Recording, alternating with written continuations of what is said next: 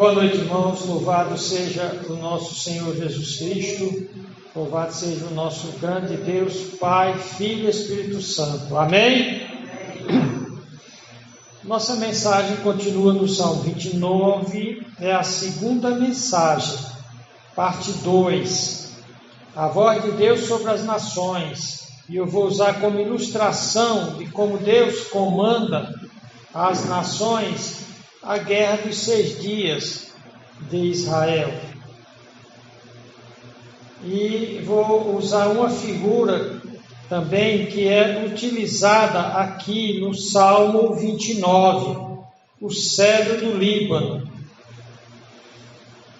Inclusive, o Líbano foi uma das nações que participou de uma confederação árabe para destruir Israel. Por isso que eu estou associando a Guerra dos 6 Dias ao Salmo 29. Olha que é dito neste salmo, ele é um salmo maravilhoso, porque ele mostra as duas coisas que no final das contas é que farão a diferença em qualquer dificuldade, problema, ilustrados aqui por uma tempestade que devasta tudo. Muitas vezes a nossa vida passa por uma tempestade que parece que não vai ficar nada de pé, que vai levar tudo. Então, o título da nossa mensagem de hoje é A voz de Deus sobre as nações, guerra dos 6 dias. Então, tem duas coisas aqui que nós vamos pontuar bem. A importância do nome de Deus, que é repetido muitas vezes, especialmente a voz de Deus, é o capítulo 29, Salmo 29. Então, nós vamos ver um pouquinho como Deus usa as árvores para nos trazer lições. Duas árvores, dois tipos de frutos. A árvore da vida e a árvore da morte, ou a árvore do conhecimento do bem e do mal. Na verdade, a Bíblia inteira, desde o início do Gênesis até o Apocalipse, usa de metáforas de árvores. Deus usa esse recurso pedagógico para tratar da lei da semeadura e da ceifa, das consequências das nossas escolhas. O fruto é o resultado de uma escolha. Então, nós estamos nesta mensagem, no Salmo 29, falando de uma árvore especial que é o cedro. O cedro do Líbano, que é gigantesco, como já vimos, e ele aqui representa a árvore do mal, a árvore da soberba, do orgulho, do fruto da carne. Essa árvore está presente lá no Jardim do Éden, quando Deus proibiu comer da árvore do conhecimento do bem e do mal. A árvore da vida seria comida sim, mas em tempo oportuno, depois de vencer a prova. Essa árvore da vida, ela é o próprio Deus. Ela representa o Espírito de Deus. O fruto dela é amor, alegria, paz, fé, benignidade, mansidão, bondade, temperança, união. Agora, ela, na temperança, no autocontrole, ela se refreia, ela diz não para aquilo que os mandamentos de Deus proíbem. Por exemplo, não terás outros deuses, não fazer imagens de esculturas e adorar, venerar ídolos, não mentir, não roubar, não adulterar, lembrar-se do dia do sábado, no caso, no primeiro momento, isso para o judeu, para a igreja observa o primeiro dia da semana, onde a família toda vem adorar a Deus no templo. O fato é que essa vida em sintonia e harmonia com Deus e com a palavra de Deus, gera vida, verdadeira vida. Já a vida que diz não para Deus e para a sua palavra, representa a árvore da morte, os frutos da carne. Como nós vimos, a árvore da vida, ela é tudo de bom. Os seus frutos são maravilhosos. Só existe vida onde existem esses frutos. A vida regulada pelo amor, uma vida que é plena de alegria, de paz, de benignidade, de mansidão, de bondade, de temperança, de autocontrole, uma vida que sabe quando Deus diz não matarás, não adulterarás, não roubarás, é para a nossa felicidade. Paulo coloca essa árvore da vida e chama o seu fruto de fruto do Espírito. Amor, gozo, alegria, paz, paciência, benignidade, bondade, fé, mansidão, temperança. O contrário dessa árvore da vida é a árvore da morte. É daquele conhecimento do bem regulado pelo mal, onde há competição, vaidade, as razões são humanas, contrárias de Deus, inveja, desarmonia, ciúme, brigas, fornicação, imoralidade sexual, que Paulo colocou em Gálatas 5:19 isso como fruto da carne, da sarques, da soberba, do orgulho humano, da vaidade humana, do egoísmo humano. E daí provém a morte, toda espécie de problemas. Paulo coloca como as obras ou frutos da carne são manifestas, são patentes, são malignas em si mesmas. Quais são?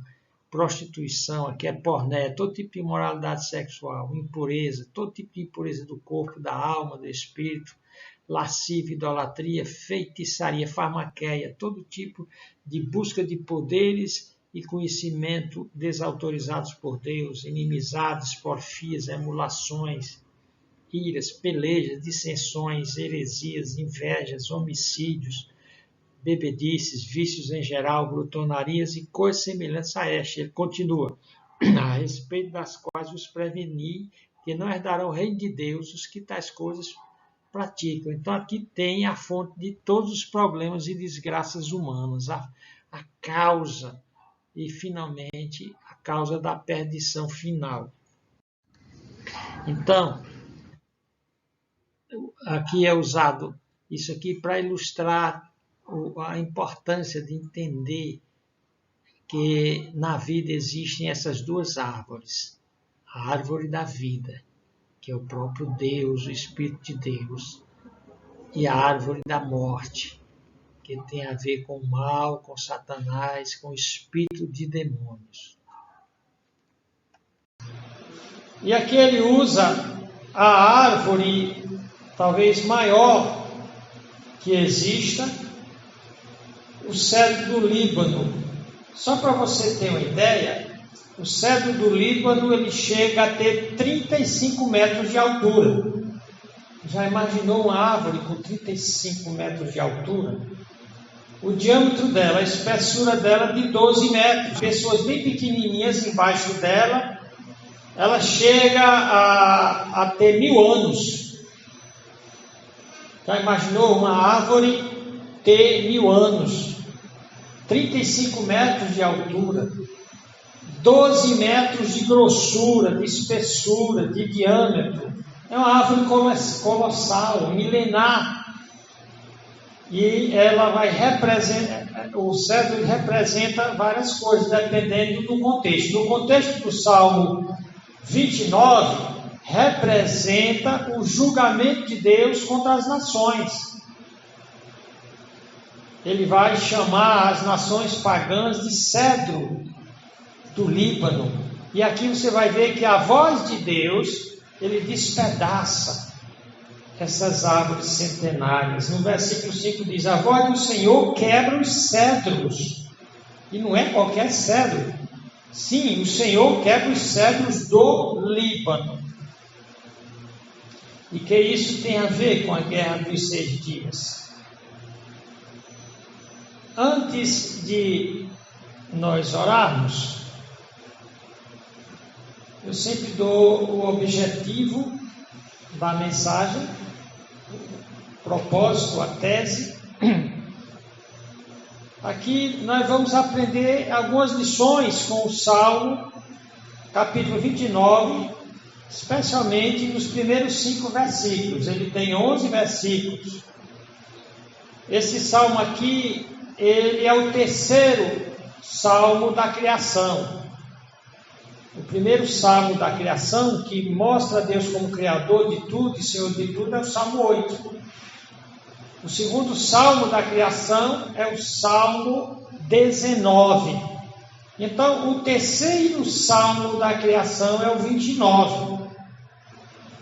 E é nele onde nós vemos que os anjos, os filhos de Deus, que é outro nome para anjos na Bíblia, eles adoram a Deus por causa do seu poder, da sua força incomensurável. Os anjos adoram a Deus pela majestade, a grandeza do seu poder e sua força. Tanto que os demônios, os anjos de Deus adoram. E os demônios, que são anjos caídos, eles tremem de medo. O diabo treme de medo diante do poder e da força de Deus. A segunda lição que nós aprendemos é que a voz do Senhor controla tudo na natureza, todos os aspectos da natureza. E não só do mundo natural, mas também do mundo social, familiar e político das nações. Nos versículos 1 e 2, mostra que os anjos o adoram por causa do seu poder e força. A segunda lição está nos versos 3 e 4 do Salmo 29. A voz do Senhor controla tudo na natureza. Todas as coisas que existem na natureza, que parecem grandiosas, os astros, os mares, as tempestades, Deus controla tudo. Diz que nenhuma folhinha cai sem o consentimento dele. Até os cabelos da nossa cabeça estão contados. Tu sabes quantos cabelos tu tem aí na tua careca? Mas eu estou mais careca que você. Está mais fácil eu contar do que você. Mas ainda não consigo contar, mas diz que Deus sabe. Todo dia, se eu perdi ou ganhei, Deus sabe. Então, a voz do Senhor controla o mundo dos homens, das nações. Parece que os homens, o que eles estão fazendo, a sua política, a sua ideologia, vai ganhar no final. Essa mensagem é muito importante nos tempos em que nós estamos vivendo. O Brasil é ameaçado de ser dominado por uma ideologia diabólica chamada comunismo, que só trouxe males para as pessoas em todas as nações, aonde tentaram implantar e fizeram isso à força, matando milhares, milhões de pessoas. E muitos chegaram a ficar desanimados, né? Achando que realmente o Brasil vai ser a próxima a nação a cair nas mãos impiedosas, diabólicas dos comunistas. Eles não temem a Deus, eles não têm moral alguma, virtude alguma. O negócio deles é o poder pelo poder. Por isso que eles são contra a Bíblia, são contra a igreja, são contra a religião, padres, pastores, não interessa qual a religião. Mataram padres e pastores, monges budistas no mundo inteiro. E a tendência é desanimar. Porém, quando nós lemos esses salmos, não interessa se é comunismo, se é nazismo, não interessa o tipo de sistema totalitário que venha governar o nosso país. No momento certo, Deus vai quebrar esse cedro do Líbano. Essa é a grande lição. embora a voz do Senhor repreende as nações, a voz do Senhor está pronta a ouvir o seu servo. Davi diz: o Senhor ouve a minha voz.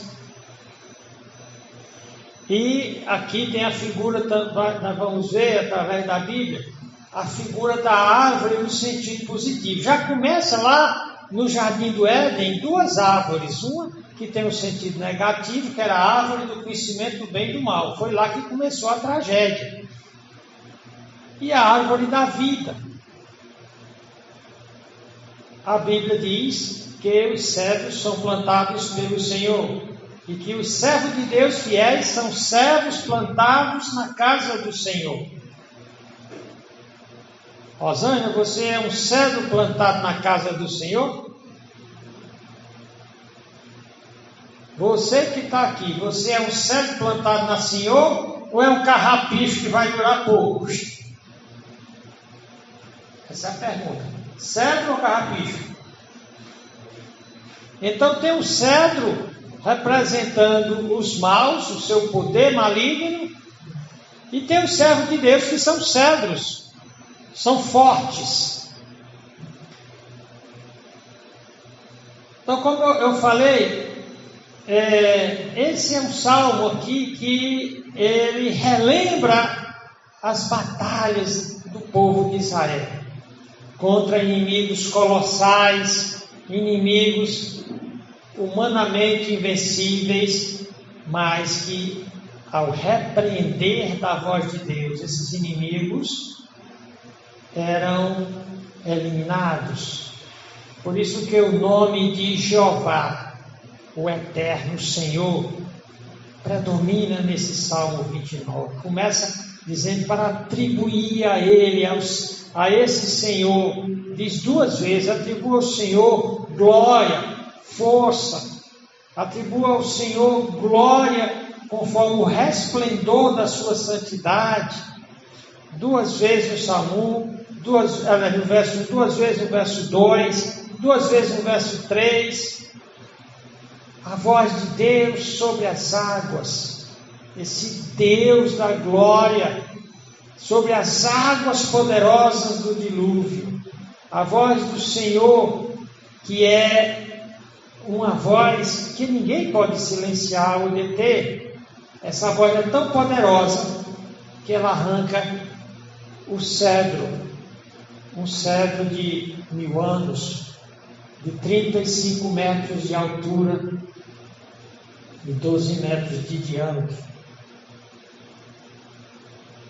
Essa voz, a mesma aquela voz que criou o mundo, pelo poder da palavra, ela pode destruir esta criação quando ela se volta para o mal. E aqui nós vamos ver essa voz de Deus ecoando em todos os lugares, do mar às montanhas, ao deserto de Kadesh ou de Cádiz. E esse Deus, porque a sua voz resplandece em glória. No verso 10 diz que ele senta-se entronizado, ele reina absoluto, e ele dá força ao seu povo, ele abençoa o seu povo. Então, no meio da tempestade, para Deus aparece como um arco-íris para os seus servos. Então esse salmo ele vai descrever as tempestades da vida e como Deus tem controle sobre elas. Vai mostrar como Deus responde às nossas orações e como o salmista aqui bendiz ao Senhor, porque tem certeza que o Senhor escuta os seus pedidos. Ele convoca a todos a dar glória ao Senhor. Ele dá um exemplo do que é um verdadeiro adorador. Ele diz: Dai ao Senhor, ó Filho dos poderosos, dai ao Senhor glória e força. Dai ao Senhor a glória devida ao seu nome. Adorai o Senhor na beleza, no resplendor da sua santidade. Aqui, ó Filho dos poderosos, está se referindo aos anjos. É todos os seres, a começar dos anjos. Dai glória ao Senhor, e eles dão glória ao Senhor por conta da sua glória e força. Dai ao Senhor a glória devida ao seu nome. Adorai o Senhor na beleza, no resplendor da sua santidade. Vamos fazer isso agora. Senhor Deus, nosso Pai, nós somos infinitamente pequenos diante da tua glória. Todas as coisas que criaste na natureza são infinitamente pequenas e insignificantes diante da tua glória. E como os anjos, nós queremos te dar glória, conscientes do teu poder, da tua majestade, fazendo eco com o compositor do hino: tão grande és tu que é impossível imaginar algo maior, algo melhor, algo mais puro, mais santo, mais verdadeiro, e nós te damos glória. E queremos, Senhor Deus, ser carvalhos, queremos ser cedros plantados na tua casa. No teu templo nós queremos te adorar e te servir, te dar glória, tributar, dar-te a glória devida ao teu nome, pois somente tu és digno, tu és santo, tu és todo-poderoso, tu és, na realidade, Senhor Deus, o arrimo da nossa sorte, tu és tudo o que nós precisamos. Nos ajuda, Senhor Deus, a te adorar no resplendor da tua santidade, a viver em santidade. Nos perdoa os pecados, Senhor Deus, e nos dá uma consciência, Senhor Deus, de horror para com o pecado e de amor para com a justiça. Que nós possamos te adorar conforme diz lá a palavra Kadesh ou Kades. Nós possamos ser consagrados completamente a Ti e possamos confiar no Teu poder absoluto.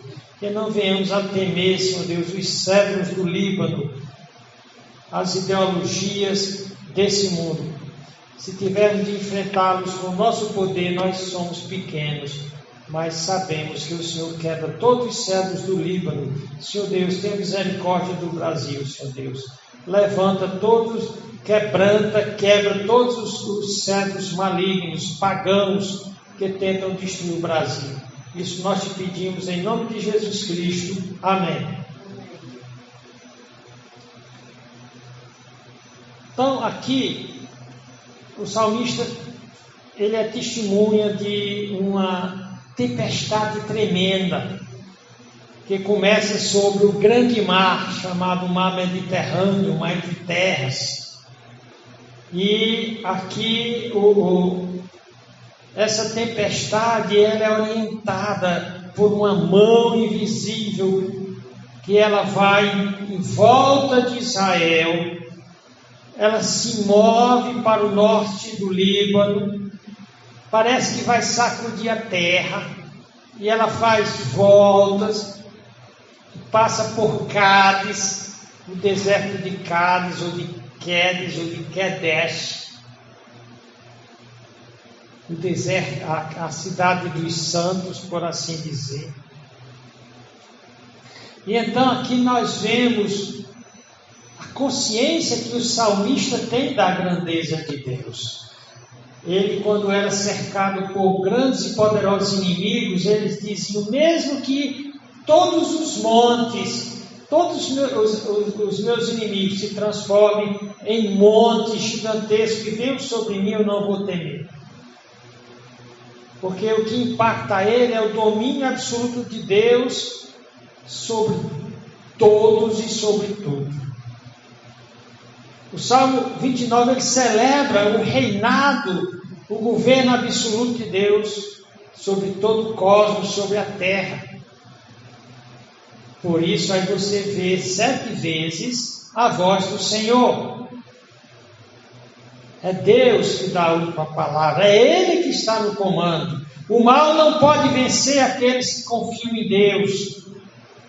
Ele termina o salmo dizendo que fosse paz é uma dádiva que Ele dá para o seu povo.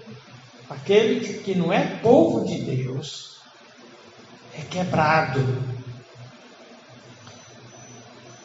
Então, nós vemos que há um movimento nesse salmo.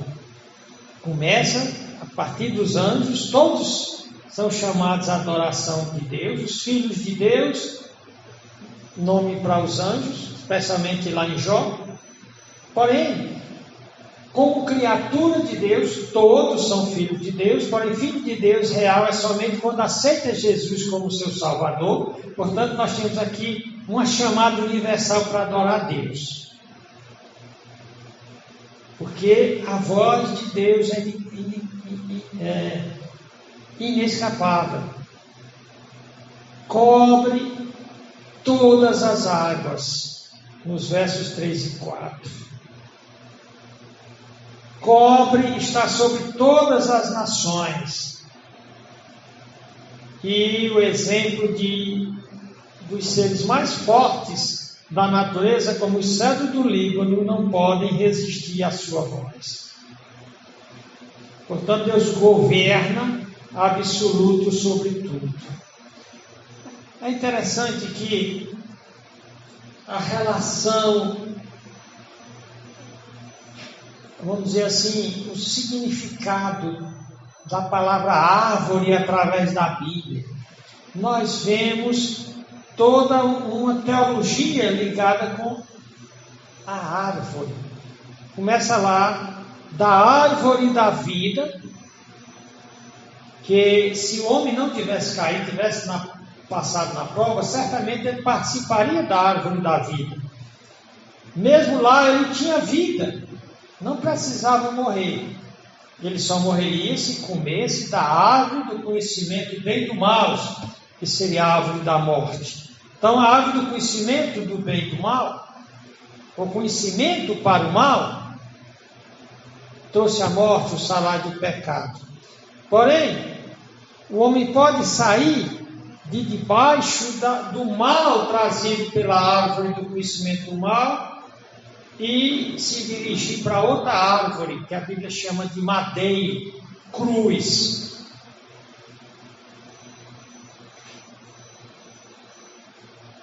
Portanto, a palavra árvore é muito significativa na Bíblia. A palavra cedro é muito significativa, tanto no sentido positivo. A dar tempo, nós estamos com um tempo bem avançado, nós vamos ver que os cedros são plantados por Deus. Porém, eles são usados também no sentido negativo. No sentido positivo, eles são plantados por Deus. No sentido negativo, eles são arrancados, estraçalhados por Deus. Então, nós vemos essa metáfora aqui da árvore da árvore da morte para a árvore da vida. A árvore que estava no jardim do Éden, a Bíblia diz que na Nova Jerusalém nós iremos participar da árvore da vida.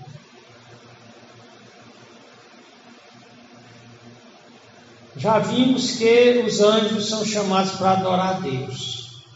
Lá diz, dai glória aqui, dai ao Senhor.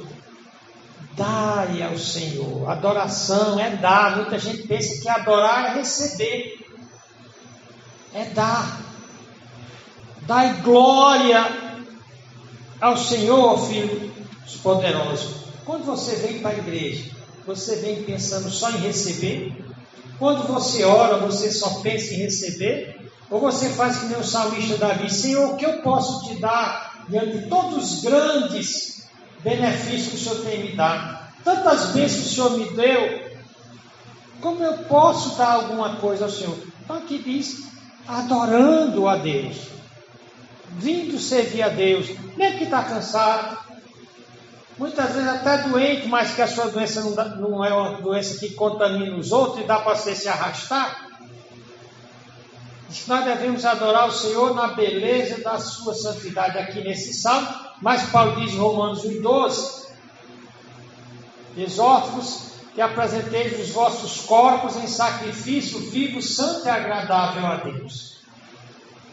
Muitos só querem vir para a igreja quando estão muito bem, cancelam a vinda para a igreja por qualquer outro compromisso, sem ser algo realmente importante. Não querem se sacrificar. A Bíblia aqui diz: dai ao Senhor. Adorar é dar. Muitos pensam que adorar é receber. Se bem que quando você está dando para Deus, você já está recebendo.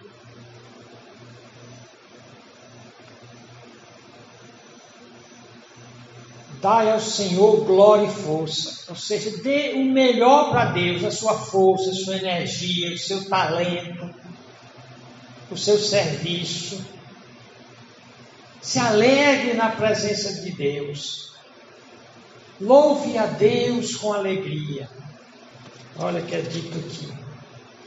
Dai ao Senhor, adorai ao Senhor na beleza da sua santidade. Adorar na Bíblia tem a ideia de se prostrar, de se curvar, de se render, de submeter, de fazer aquilo que agrada a Deus. Isso é adorar a Deus na beleza da sua santidade. Adorar a Deus com adorno santo. Sabe como é que você vai estar adornado, belo para Deus?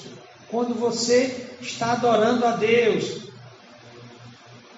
em atitude correta, em santidade, em verdade, separado para Deus. Você vai dar glória e força, vai dar o seu melhor para Deus. Você vai refletir a adoração dos anjos. Você vai oferecer a Deus o seu corpo em sacrifício santo e agradável a Deus. Você vai fazer o que é dito em Hebreus 13:15. Ofereçamos sempre por Ele, por Cristo a Deus, sacrifício de louvor. Isso é o fruto de lábios que confessam o seu nome. Que vivem de tal maneira que o nome de Jesus é honrado. E se adorar a Deus no esplendor ou na beleza da sua santidade. Porque, de acordo com o apóstolo Pedro, nos versos 15 e 16 de 1 Pedro, ele diz: como é santo aquele que vos chamou, sede vós também santos em toda a vossa maneira de viver. Porquanto escrito está: sede santos, porque eu sou santo. Aí então ele começa aqui nesses 2 versículos chamando a uma adoração real. Nos 3 e 4 ele fala a voz de Deus controlando tudo na natureza. Ele diz: a voz do Senhor ouve sobre as águas. E a água tem uma força poderosa. É difícil controlar a força da água. Diz que a água encontra o seu caminho. Então diz que o Senhor, a voz do Senhor ouve-se sobre as águas. O Deus da glória troveja. O Senhor está sobre as muitas águas. Controla as próprias águas dos mares. A voz do Senhor é poderosa. Então aqui nós vemos que Deus fala a sua criação. Traz essa sua criação à existência. Ele controla para que cada coisa na natureza funcione da maneira que funciona. Ele colocou leis na natureza. Só existem leis quando existe um legislador. Ele comanda e o mundo todo se submete. O salmista usa aqui a própria voz do trovão para descrever a voz de Deus. Ele está testemunhando uma tremenda tempestade. É um espetáculo maravilhoso. Os céus brilhando, sendo cortados por relâmpagos, por raios que despedaçam árvores, pedras. E ele sabe que Deus criou a natureza assim para que o homem visse a glória do seu Criador. É uma própria metáfora e ilustração. Aquele trovão retumbante é um símbolo do poder e da majestade de Deus que podem ser ouvidos. É uma tempestade altissonante, É Deus se fazendo ouvir através da natureza. Troveja sobre as águas. Deus ordena e elas obedecem. Lembra que ele ordenou para o mar se abrir? Ele se abriu, ordenou para voltar e ele voltou. Em Êxodo 15:8 diz: e com o sopro dos teus narizes amontoaram-se as águas, as correntes pararam como um montão, os abismos coalharam-se no coração dos mares. O inimigo dizia: perseguirei, alcançarei, repartirei os despojos, farciar minha alma dele, ou seja, eu vou cumprir meu desejo deles, arrancarei a minha espada, a minha mão os destruirá. Sopraste com o teu vento, o mal os cobriu, afundaram-se como chuva em veementes águas. Portanto, a natureza de Deus, Ele é o Criador da natureza, e a sua natureza divina mostra que Ele é o único que deve ser apropriadamente adorado, que Ele não divide a sua glória e adoração com ninguém. Por isso que Ele é que é o Deus da glória. A sua voz é poderosa, está cheia de majestade. Por isso que a única coisa que é devida a Ele é glória e força. Então, entra aqui os versículos 5 e 7. A voz de Deus controla e julga todas as nações, até aquelas mais poderosas, a quem Deus compara com os mais altos e fortes cedros do Líbano. Olha o que diz o versículo 5. A voz do Senhor quebra os cedros. Sim, o Senhor quebra os cedros do Líbano. Ele os faz saltar como a um bezerro. Ao Líbano e ao Sirion, são nações como bois selvagens aqui. A voz do Senhor separa as labaredas do fogo. Ou seja, a voz do Senhor controla as nações. A tempestade é guiada a se mover em torno de Israel. Como nós vimos, ela faz todo o seu circuito como se seguisse uma bússola, passando pelas montanhas do Hermon, passando por Cádiz. Possível que na cidade no norte de Israel tem uma cidade Cádiz, que é santidade, lá em Naftali. Porém, aqui ele menciona o deserto de Cádiz, que é no extremo sul de Israel. A palavra Kedesh, que vem de Kadosh, santo, santificar, significa preparado, dedicado, consagrado a Deus. E aqui eu queria falar um pouquinho sobre a guerra dos 6 dias. Lembra? A voz do Senhor quebra os cedros. Sim, o Senhor quebra os cedros do Líbano.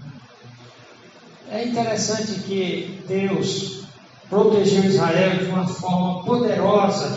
Quando tirou do Egito, Ele rasgou o mar. Depois Ele rasgou o rio Jordão para que eles passassem a pé enxuto. Ele derrubou as muralhas de Jericó.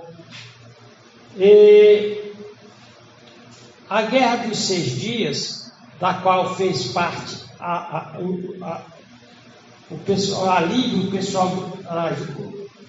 Síria, lá onde está o Líbano, essa guerra, ela aconteceu em 6 dias, de 5 a 11 de junho de 1967. Era uma guerra do mundo árabe contra Israel, liderados pelo Egito. Deus disse que Israel iria ser expulso de solo israelense, ia deixar de ser nação, ia ser espalhada pelo mundo todo. Isso ocorreu no ano 70 depois de Cristo. Porém, que eles iam voltar a ser nação em um dia. No século passado, 70 e poucos anos, Israel voltou a ser nação em um dia, 14 de maio de 1948. Então, para entender a Guerra dos 6 Dias, a partir de 1948, assim que Israel se tornou uma nação reconhecida pela ONU, os árabes declaram uma guerra contra Israel. e eles foram humilhantemente derrotados e ficaram ressentidos. Em 1956, o presidente do Egito, Nasser, ganhou o canal de Suez e decidiu impedir Israel de passar por aquele canal. Então, durante a década de 70, houve confrontos frequentes ao longo do território jordaniano israelense da fronteira entre a Síria e Israel. Ou seja, Israel estava cercado ao norte pela Síria, a leste pela Jordânia, lá pelo lado onde existia antigamente a Síria e Babilônia e Pérsia, lá estavam todos os inimigos de Israel. O Iraque, o Irã, todos eles trabalhando para destruir Israel. O presidente do Egito,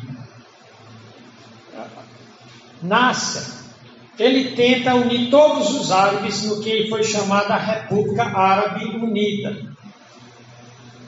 E um dos propósitos era unir todas as nações que já tinham enriquecido por conta do petróleo contra Israel. Israel era um país que tinha nascido recentemente, era pequeno. O seu exército, em relação ao exército da somatória de todos aqueles países, era uns 10% do total. Eu tenho as cifras aqui com detalhes. O fato é que em maio de 1967, lembra que a guerra vai começar no dia 5 de junho. Os árabes começam a receber informações dos russos dizendo que Israel está se preparando para uma guerra. Só que quem estava se preparando era o próprio mundo árabe, através dessa aliança de nações árabes, que cercavam Israel completamente. Eles queriam destruir Israel. Então, eles combinaram que as esquadras de navios árabes viriam pelo mar Mediterrâneo, a leste da Jordânia vinham os tanques, os blindados, descendo do norte viria a Síria, que viria, vamos dizer assim, todos eles viriam com um contingente de soldados de outros países, como Irã, Iraque, Arábia Saudita. E o Egito tinha uma grande frota de aviões que estavam sendo preparados para sair do Egito e começar o bombardeio de surpresa para Israel. Todo o plano era feito secretamente para pegar Israel de surpresa.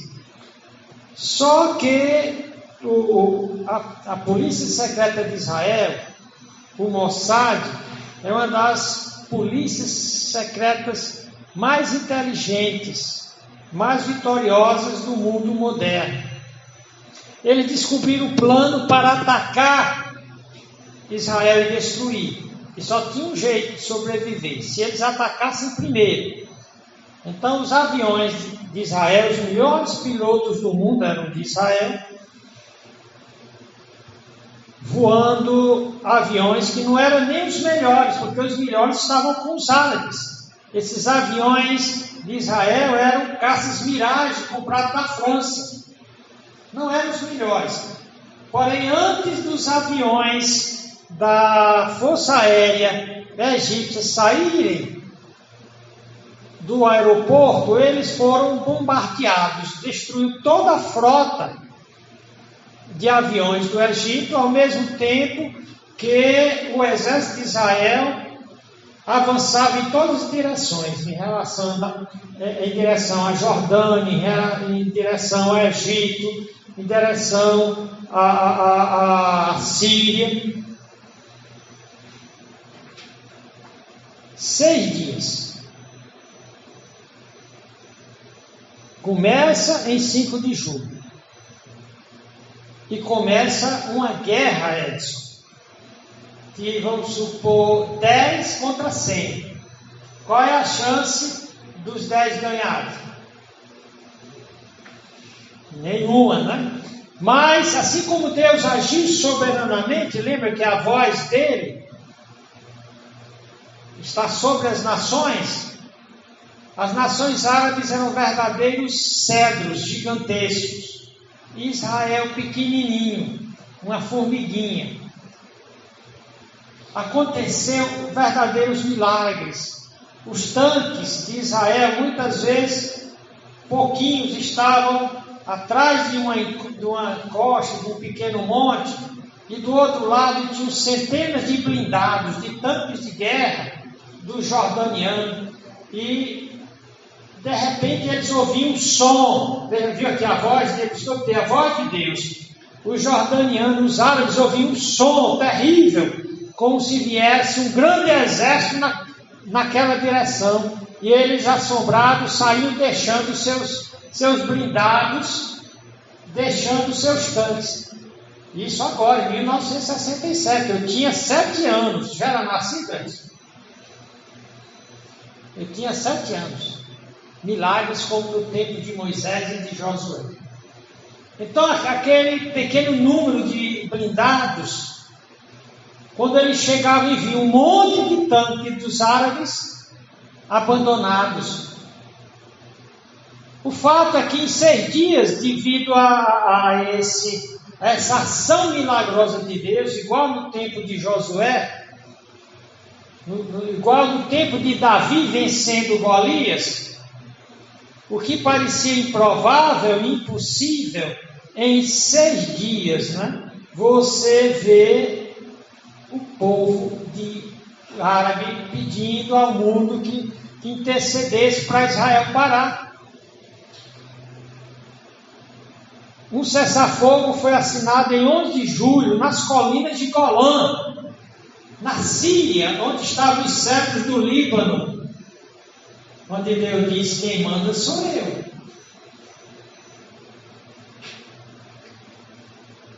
Em 6 dias, Israel derrotou os estados árabes. Um triunfo histórico retumbante para Israel, na realidade para Deus, e um desastre humilhante, terrível para os árabes e para a soberba de Nasser, que era um verdadeiro Mussolini, a cara dele todo soberbo. Temos dinheiro, temos armas, nós vamos vencer o pequenino Israel. 5 de julho é assinado o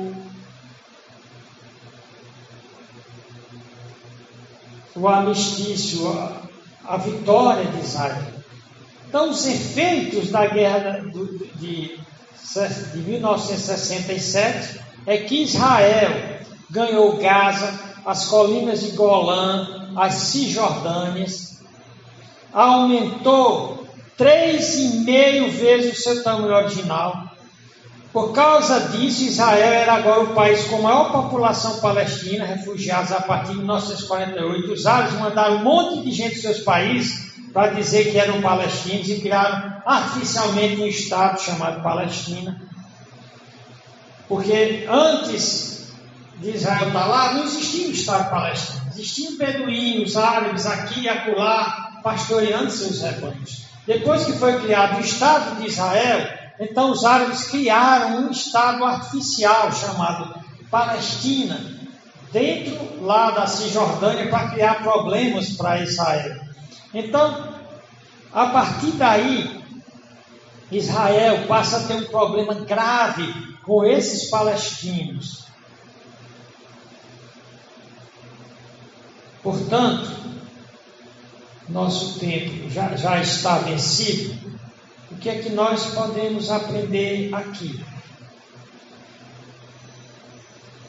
É que a Bíblia, quando diz que a voz do Senhor quebra os cedros. Sim, o Senhor quebra os cedros do Líbano. Foi isso que Deus fez na Guerra dos 6 Dias. Foi isso que Deus fez quando Ele abriu o Mar Morto. Em Isaías capítulo 2, 12 a 13 diz, porque o dia do Senhor dos exércitos será contra todo soberbo, no caso Nácia, e altivo, e contra todo que se exalta para que seja batido, e contra todos os cedros do Líbano, altos e sublimes, né? E contra todos os carvalhos de Bazã. Deus abate, para concluir, Deus abate ou humilha o orgulho das nações rebeldes contra Ele. Ele diz, o salmista diz aqui que Ele faz as nações, cita aqui Líbano e Sirion, Ele comanda para que elas pulem, nem bezerros e bois selvagens sem controle. Portanto, o poder e firmeza dessas nações são determinadas por Deus. No Salmo 104, onde o salmista descreve o poder maravilhoso da providência de Deus, diz que foi o Senhor que plantou os cedros. Bendize, ó minha alma, ao Senhor, Deus meu, Tu és magnificentíssimo, estás vestido de glória e majestade, lançou os fundamentos da terra, para que não vacile em tempo algum. Tu cobriste o abismo. Ele continua. No versículo 16 ele diz, satisfazem-se as árvores do Senhor, os cedros do Líbano que Ele plantou. Aqui é aquele que crê em Deus. Portanto, a Bíblia fala que no julgamento da grande tribulação, o toque da primeira trombeta, diz que Deus fará descer fogo do céu. Apocalipse 1:7 diz, e o primeiro anjo tocou a sua trombeta e houve saraiva, chuva de pedras e fogo misturado com sangue, e foram lançados na terra. Foi queimada na sua terça parte, queimou-se a terça parte das árvores, e toda a erva verde foi queimada. Então, quando as nações desafiam Deus, o julgamento de Deus aqui mostra que não há situação em que Deus não possa dar a resposta. Nós devemos agora perguntar, eu sou um símbolo de uma árvore plantada por Deus? Eu já recebi aquele que foi preso lá no Calvário, no madeiro? Diz que Cristo foi crucificado por nós no madeiro, recebendo a nossa maldição. A Bíblia diz que na Nova Jerusalém nós vamos participar da árvore da vida. E bem-aventurados aqueles que lavam as suas vestiduras no sangue do Cordeiro, para que tenham direito à árvore da vida e possam entrar na cidade pelas portas. Apocalipse 22:5. Então, toda a firmeza de uma pessoa, de uma família, de uma nação, de um povo, está em ela reconhecer a majestade de Deus, da voz de Deus e da palavra de Deus. Todos aqueles que se rebelam contra Deus e contra a voz da palavra de Deus, mesmo que seja